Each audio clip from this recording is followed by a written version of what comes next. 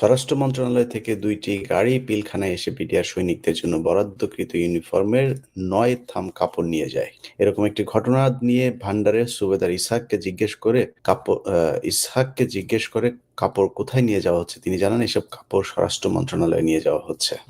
সুবেদার ইসহাক তাকে বলেন, বাবারে উপরের দিকে তাকাও না, নিচের দিকে তাকাও। এরপরে হচ্ছে বিডিআর সদর দপ্তরে নিয়োজিত দর্জি আসিফুর রহমানকে তৎকালীন স্বরাষ্ট্র প্রতিমন্ত্রী সোহেল তাজের জন্য ইউনিফর্ম বানাতে তার অফিসে যান। আচ্ছা, তার শরীরে মাপ নিয়ে আসেন। সোহেল তাজ এবং সোহেল তাজের ইউনিফর্ম বানানোর জন্য সদর রাইফেল ব্যাটালিয়নের মেজর মুস্তাক তাকে নির্দেশ দেন।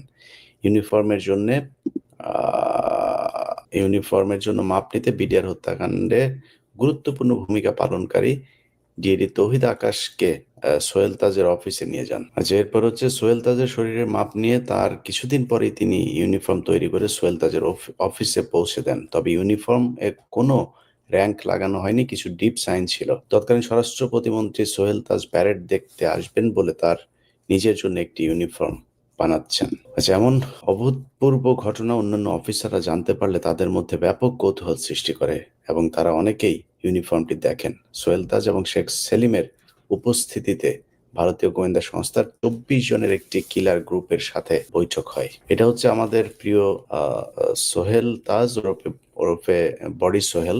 এই বডি সোহেল এইভাবেই পিলখানা হত্যাকাণ্ডের সাথে জড়িত হয়েছিল এবং আরো আরো কিছু বিষয় এসছে যেটা আমি আংশিক অংশই করলাম।